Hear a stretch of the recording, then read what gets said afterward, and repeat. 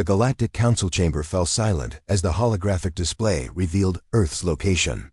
Ambassador Vex of the Keth Empire studied the blue-green world with predatory interest, his scaled lips curling into what passed for a smile among his species. "Another prey world," he announced, his voice carrying the authority of 10,000 successful hunts. "Mark it for harvesting." The assembled delegates shifted nervously. The Keth had ruled through terror for 3 centuries, their massive frames and razor-sharp claws marking them as the galaxy's apex predators. Smaller species like the Mirren and Toll existed only at the Empire's pleasure, providing sport and sustenance when the mood struck. Commander Jake Torres stood at the edge of the chamber, his human diplomatic team dwarfed by the towering aliens around them. He had come here hoping for peaceful first contact. Instead, he was watching his species being sentenced to death. "Wait," Jake stepped forward, his voice cutting through the murmurs. "You don't understand what humans are capable of." Vex's yellow eyes fixed on the small mammal who dared interrupt. "I understand perfectly, little creature. You walk on 2 legs, you build simple tools, you gather in groups for protection. Classic prey behavior." The other delegates nodded in agreement. The Toll representative, an insectoid creature named Beck, clicked his mandibles nervously. "The Keth have studied your species for months, human. Your reaction times are slow, your teeth are blunt, your claws are non-existent.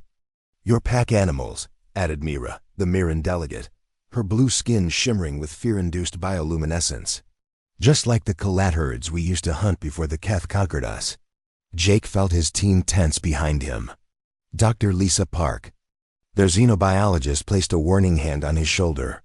Lieutenant Mark Stone's jaw clenched as he fought the urge to reach for his sidearm.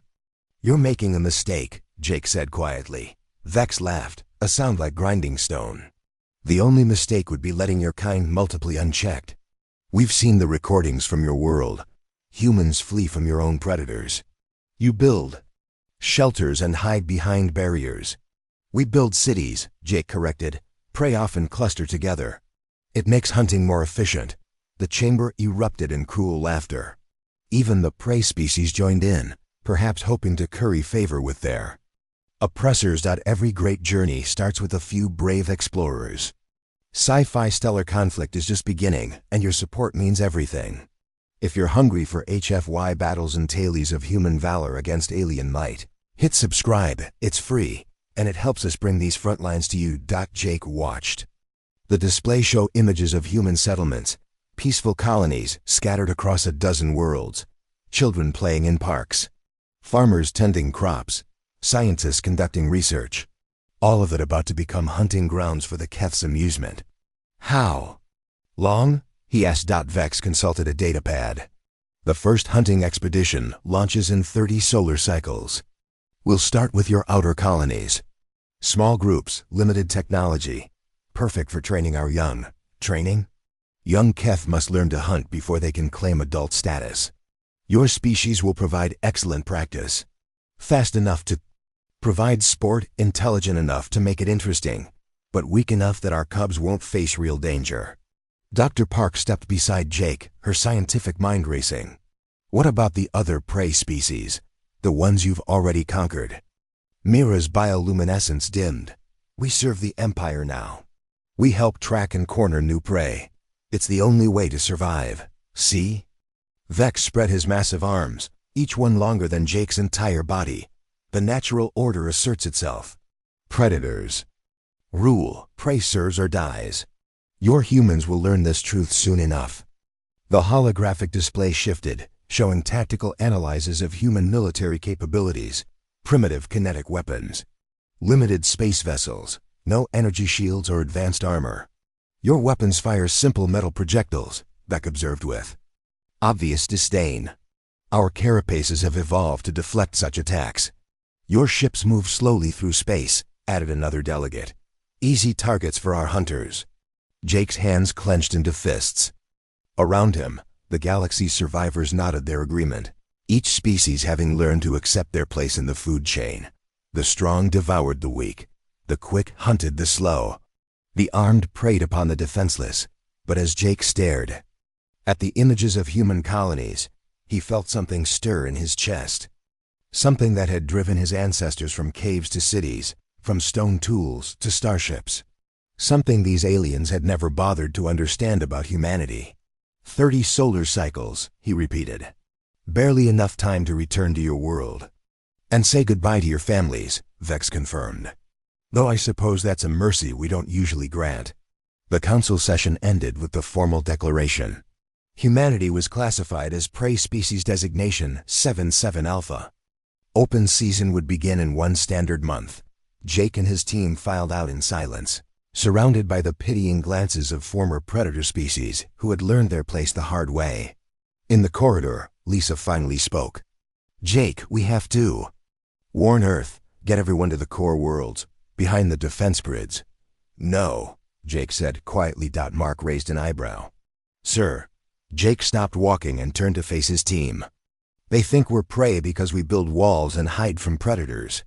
They don't understand that we're the species that turned wolves into dogs.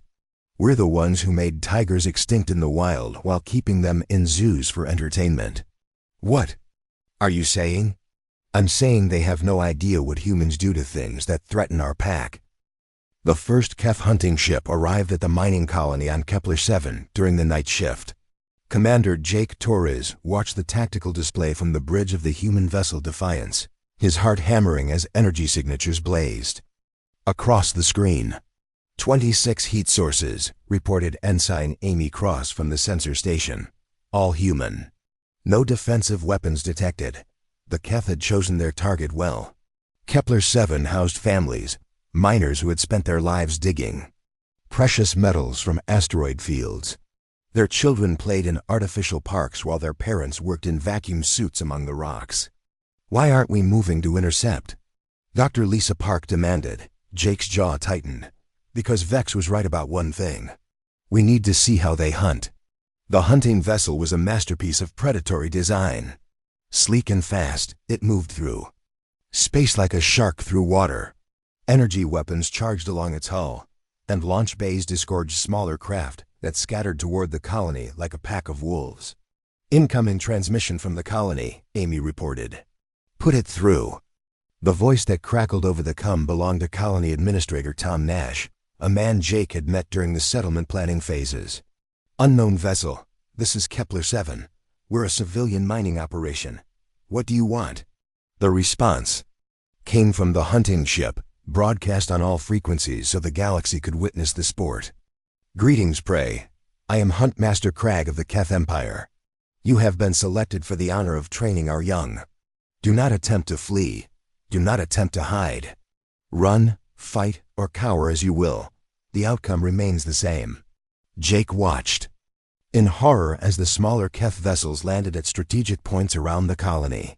Warriors emerged, each one 3 meters of muscle and scale, armed with energy weapons that could level buildings. But they didn't level buildings. Instead, they began to herd. They're driving the colonists toward the center of the habitat, Lisa observed. The tactics were refined through centuries of practice. Kef warriors moved through the outer residential areas, their weapons set to stun rather than kill. They wanted the prey alive and mobile, capable of running and providing sport. Tom Nash's voice returned, desperate now. This is Kepler 7 requesting immediate assistance. We're under attack by unknown hostiles. Repeat, we are under attack. Jake forced himself to remain silent. The Defiance carried enough firepower to scatter the hunting party, but engaging now would only teach the Keth to bring bigger guns next time. He had to let this play out, no matter the cost. The colonists ran.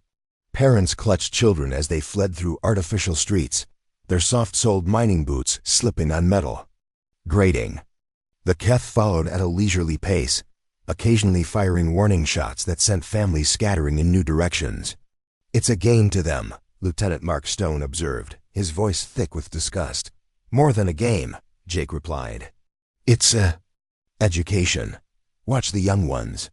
Smaller Kef warriors followed behind the adults, learning the art of herding prey. They practiced corner techniques, perfected their stalking postures, and competed to see who could inspire the most terror with a single roar. The hunt lasted 6 hours. Jake documented every moment, every tactic, every weakness in the Keth approach. They were supreme predators, but they were also overconfident. They viewed the hunt as entertainment rather than warfare. When it ended, 26 humans lay dead in the colony's central square.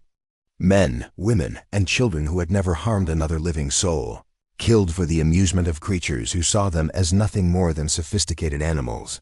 "Sir," Amy's voice was barely controlled. "Incoming transmission from Hunt Master." "Crag, let me hear it." The Kef's voice boomed across the bridge. "Human vessel, you witnessed the natural order at work. Return to your world and tell them what awaits. The Empire has marked 47 of your colonies for harvest. Resistance will only make the hunt more entertaining." The connection ended. The hunting ship departed, leaving behind the butchered remains of Kepler-7. Jake stood in the silence of his bridge, surrounded by crew members whose faces showed the same cold fury he felt burning in his chest. They had watched their own species being slaughtered and done nothing to stop it. "Orders, sir?" Mark asked. Jake turned away from the tactical display, his decision already made. "Send a message to Fleet Command. Tell them I'm declaring a state of war against the Keth Empire. Sir, Earth Command will never authorize military action based on one colony. Then we don't ask for authorization." Lisa stepped closer, her scientific mind already working. "Jake, what are you planning?" "I'm planning to teach the galaxy something about human nature that they've never bothered to learn." "Which is?" Jake smiled, and there was nothing pleasant in the expression. "We're not the descendants of prey animals, Lisa. We're the descendants of the things that hunted the predators to extinction." He moved to the communications station. "Amy, open a channel to all human vessels in this sector." "Channel open, sir." Jake spoke to the darkness of space, knowing his words would reach captains and crews scattered across the frontier. "This is Commander Jake Torres to all human ships. As of this moment, we are at war. The enemy has shown us their tactics. They've shown us their weaknesses. They think we're prey because we build walls and hide from predators." He paused, letting the weight of his next words settle over the fleet. "They forgot that we're the species that built those walls to keep the predators out while we sharpened our spears. Time to remind the galaxy why humans became the apex predator on Earth." The responses came flooding back. Ship after ship, crew after crew, all speaking with one voice. "Understood, Commander. We're ready to hunt." 3 weeks after the massacre at Kepler-7, Jake Torres crouched in the alien undergrowth of Hunting Preserve Gamma, watching Keth guards patrol the perimeter of what they called their stock pens. The preserve was a twisted mockery of a nature park spanning an entire moon with varied biomes designed to provide entertaining hunting environments. Forests, deserts, Arctic zones, and swamplands, each carefully crafted to challenge different prey species while keeping the experience fresh for young Keth warriors. "Count?" whispered Sergeant Kate Mills, the team's reconnaissance specialist. 15 guards visible, Jake replied through their comm system. Estimated 40 human captives in the central compound. The humans had been taken from 3 different colonies over the past 2 weeks. Men, women, and children corralled like livestock, waiting for the next training exercise to begin. Intelligence suggested Huntmaster Crag was planning something special, a demonstration hunt for visiting nobility from the Keth homeworld. Dr. Lisa Park adjusted her field scanner, careful to keep the device shielded from detection. The energy barrier around the compound is designed to keep prey in, not predators out. Typical overconfidence. Lieutenant Mark Stone checked his rifle for the 3rd time in 10 minutes. "How long until the demonstration begins?" 6 hours, Jake confirmed. "That's our window." The plan was insane by military standards. 12 humans against 200 Keth warriors, on ground of the enemy's choosing, with no backup and no retreat. By every tactical calculation, it was suicide. Jake had volunteered anyway, and 11 others had insisted on joining him. "Remember," he whispered, "we're not here to win a battle. We're here to teach them something they've never learned." "What's that, sir?" asked Corporal Alex Reed. "That humans don't just hide behind walls, we bait traps." The team moved through the preserve with a silence that would have impressed their ancestors who had once hunted mammoth across Ice Age plains. Modern equipment helped: sound dampeners, heat shields, optical camouflage, But the instincts were older than civilization. Jake had spent weeks studying every piece of footage from Keth hunts. Their tactics were elegant but predictable, refined. Through centuries of preying on species that thought like prey, they herded their victims toward kill zones. They used fear to drive irrational behavior, and they always approached from positions of overwhelming strength.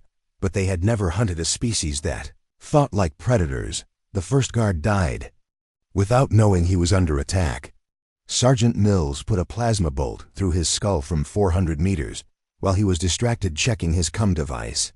The body fell behind a grove of purple trees, invisible to his patrol partners. "1. Down," Mills reported. "Maintain spacing," Jake ordered. "Pick your targets." The Keth had arranged their forces in a perimeter formation, each guard positioned to prevent prey from escaping the compound. It was a perfect defensive layout against panicked animals trying to flee. It was perfectly vulnerable to coordinated predators attacking from the outside. The second guard went down 30 seconds later, victim of a precision shot from Corporal Reed. Then a third, taken by Private John Hayes while the alien paused to examine an interesting flower. "They don't even know we're here," Mark observed with professional appreciation. "Why would they?" Lisa replied. "Prey doesn't hunt predators."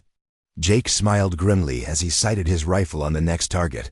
"That's about to change." The systematic elimination of the perimeter guards took 40 minutes. 12 humans, moving like the pack hunters their DNA remembered them to be, reduced the Keth forces by half before any alarm was raised. When it finally came, the response was exactly what Jake had hoped for. "All units, converge on the compound." Huntmaster Cragg's voice boomed across the preserve. "Unknown predators are stalking our hunting grounds." The remaining Keth warriors abandoned their posts and rushed toward the central facility, leaving their flanks exposed and their rear undefended. It was the behavior of creatures who had never needed to worry about being hunted themselves. "Jake's team let them pass. Phase 2, he whispered into his comm. While the Keth forces concentrated around the prisoner compound, Jake led his team in a wide circle, approaching the preserve's control center from the undefended side. The facility housed the environmental controls, communication arrays, and most importantly, the systems that maintained the energy barriers. 2 guards stood watch at the entrance, their attention focused on the commotion at the compound. Jake didn't bother with stealth this time. He simply walked up behind the first guard and put a knife between his ribs, while Mark took the second with a plasma bolt to the spine. "Prisoners are rioting at the compound," came a report over the Keth communication system. "They're trying to break through the barriers," Jake smiled. He had been counting on that. Humans didn't cower when they heard fighting nearby. They looked for opportunities to join the battle.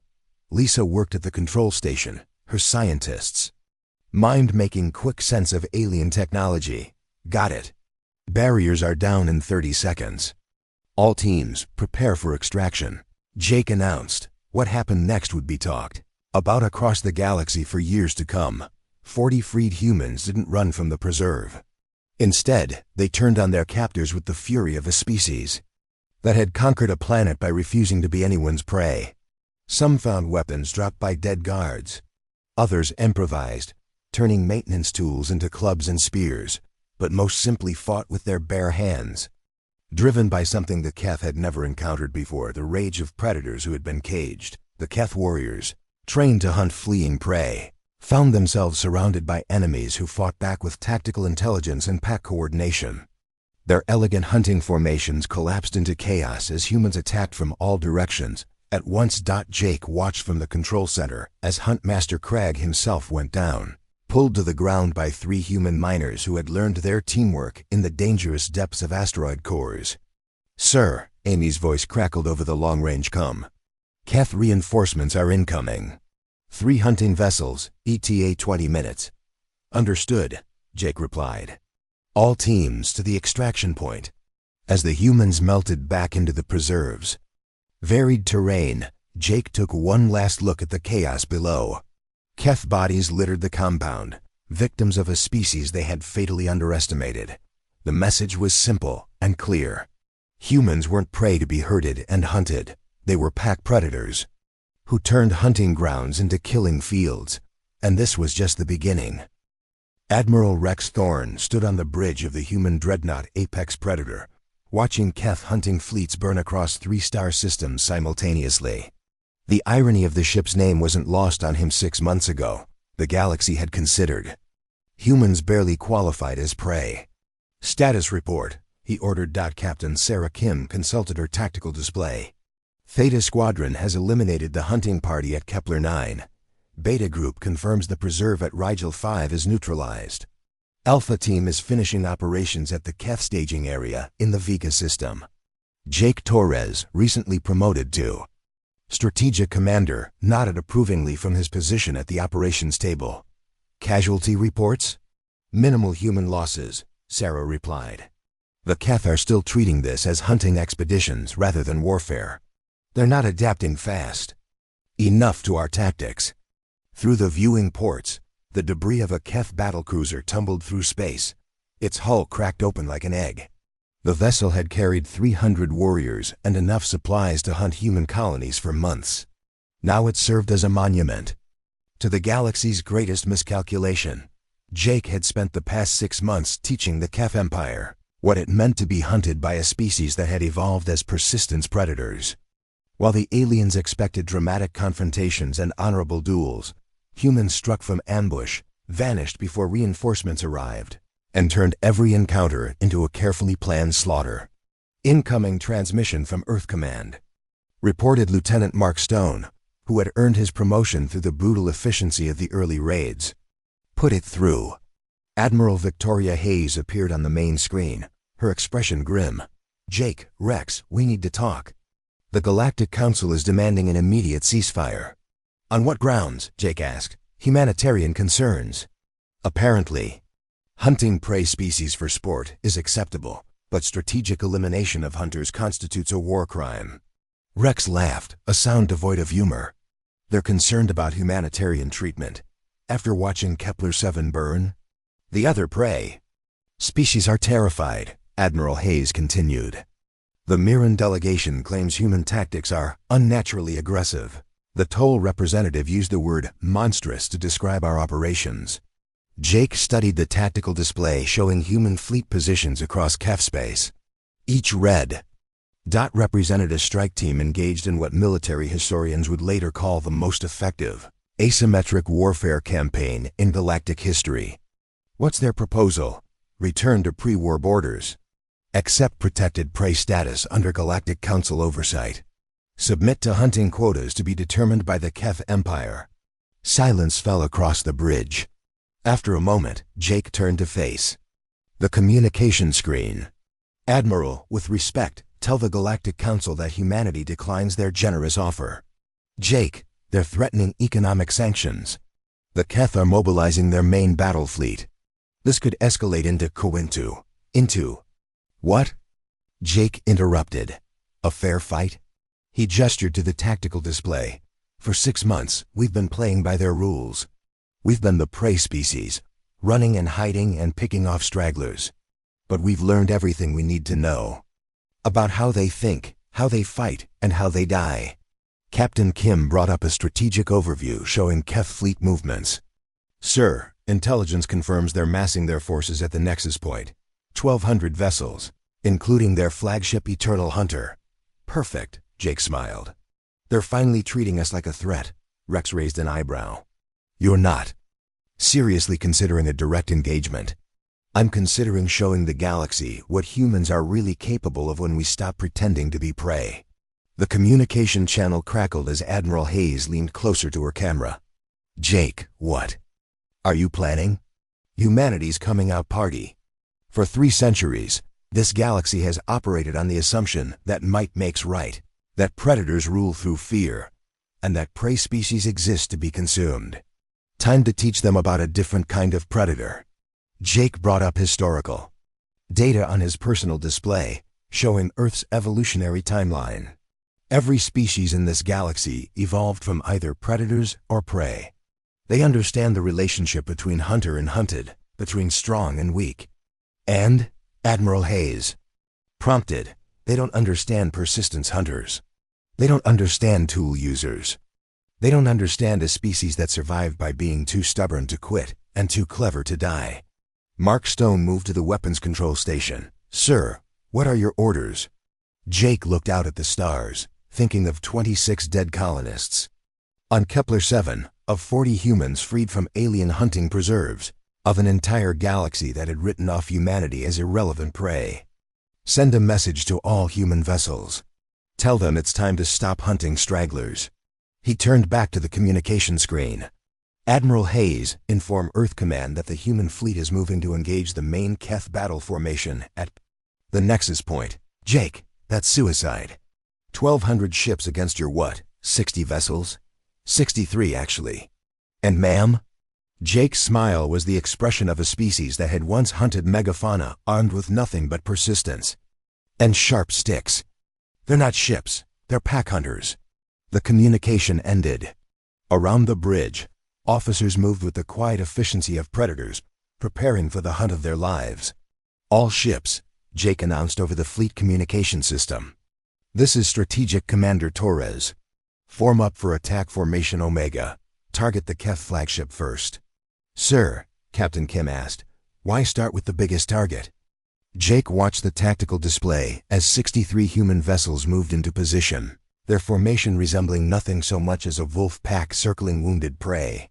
Because when you're establishing yourself as the apex predator, you don't start with the weak ones. You take down the pack leader in front of everyone. And if we lose? Jake considered the question, thinking of every human colony that had lived in fear, every family that had hidden behind walls, every child who had learned to be afraid of the dark spaces between stars. Then we lose as predators, not prey. But we won't lose. How can you be sure?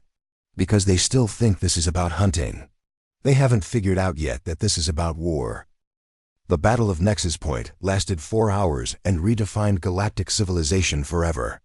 Jake Torres stood in the command center of the apex predator, watching the final Keth vessels attempt to flee the killing field that had once been there. Proud battle fleet. Debris from the flagship Eternal Hunter tumbled through space, carrying with it the shattered remains of a 3-century-old empire. "Final count," reported Captain Sarah Kim, her voice betraying exhaustion and awe. 1,217 Keth vessels destroyed. Human losses: 8 ships, 412 crew members. The numbers told only part of the story. What they couldn't capture was the moment when the galaxy's apex predators realized they were being systematically outfought, outmaneuvered, and slaughtered by a species they had dismissed as sophisticated livestock. "Incoming transmission," announced Lieutenant Mark Stone. "It's from the Galactic Council. Put it through." The holographic display showed the council chamber, but the scene was nothing like Jake's first visit months ago. The imposing Keth delegation seats stood empty. In their place, representatives of former prey species huddled together, their body language radiating fear and confusion. Ambassador Beck of the Toll spoke first, his mandibles clicking nervously. "Commander Torres, the Galactic Council requests immediate cessation of hostilities." Jake studied the faces before him, the same beings who had laughed when humanity was sentenced to death, who had watched Kepler 7 burn without protest, who had spent centuries enabling genocide for the sake of their own survival. "I'm listening." Mira of the Mirren delegation stepped forward, her bioluminescence flickering with anxiety. "The Keth Empire formally surrenders all claims to human territories. They also relinquish their hunting rights to the 47 species previously classified as prey. Go on." "In addition," Beck continued, "the Council votes to grant humanity full membership with permanent Security Council status." Jake looked around the bridge at his officers, seeing his own thoughts reflected in their faces. 6 months ago, they had been considered prey animals. Now the galaxy was begging for their protection. What about reparations? The Council members exchanged glances. "What form of reparations do you require?" Jake activated a datapad showing casualty reports from every human colony that had suffered under Keth hunting expeditions. 2,347 human beings died for your entertainment. I want them remembered. Of course. Memorial stations can be constructed. No memorials, Jake interrupted. I want the galaxy to understand why they died. He gestured to the tactical display, showing the debris field of the former Keth fleet. Every species in this galaxy believed the same thing, that strength meant physical power, that predators ruled through fear, that the natural order placed hunters above prey. Admiral Rex Thorne stepped beside him, adding his voice to the declaration. What you failed to understand is that humans aren't prey pretending to be predators. We're not predators who rule through fear. We're something else entirely. What do you mean? Mira asked. Jake activated another display, showing Earth's evolutionary history. Images of early humans tracking wounded mammoths across ice fields, persistence hunting across African savannas. The slow, patient stalking that allowed hairless apes to outlast stronger, faster prey. We're the species that turned wolves into dogs by being better pack leaders. We're the ones who made giant predators extinct not through strength, but through cooperation and intelligence. He paused, letting the weight of his words settle over the council. We're the species that conquered a planet by refusing to accept our place in any food chain. Dr. Lisa Park joined the conversation from her science station. The Keth made a fundamental error in classification. They thought humans were prey because we build shelters and avoid confrontation. They didn't understand that we build shelters so we can choose when and where to fight. And when we do fight, added Mark Stone, we don't fight like predators hunting prey. We fight like predators eliminating competition. The council chamber fell silent. Jake could see the realization dawning on faces that had spent centuries accepting their place as victims in the galaxy's power structure. What are you saying? Beck finally whispered. Jake smiled, and there was no cruelty in the expression, only the quiet confidence of a species that had never learned to accept defeat. I'm saying the age of predators ruling through fear is over. Humanity offers protection to any species that wants it, cooperation to any species that earns it, and annihilation to any species that threatens innocence. He gestured to the tactical display showing human fleet positions throughout the galaxy. We're not your new overlords. We're not your rulers. We're your guardians, if you'll have us. And if we refuse, Jake shrugged, then you refuse. Humans don't force protection on people who don't want it. But we also don't allow hunting sentient beings for sport. That ends now, across the entire galaxy. Admiral Hayes appeared on a separate communication channel from Earth. Jake, we've been monitoring the transmission. Earth Command has voted. Humanity accepts the role of galactic peacekeepers. The transformation was remarkable to witness. Species that had cowered for centuries began to stand straighter. Representatives who had spoken in whispers found their voices.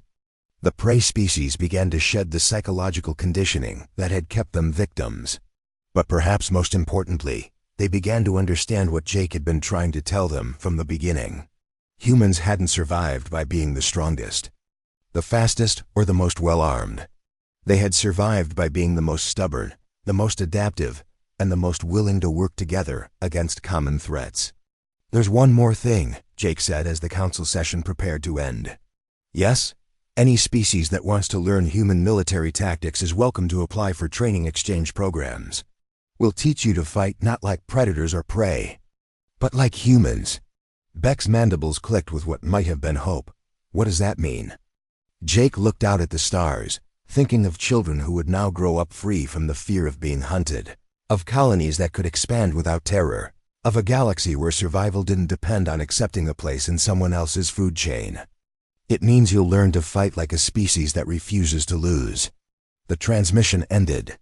Around him, the bridge crew began the work of building a new galactic order, one based not on fear and predation, but on the simple human principle that everyone deserved the right to exist without terror. Jake Torres, who had once watched his species be sentenced to death by creatures who thought they understood the natural order, now commanded the respect of an entire galaxy that was finally learning what it meant to be truly free. The age of apex predators was over.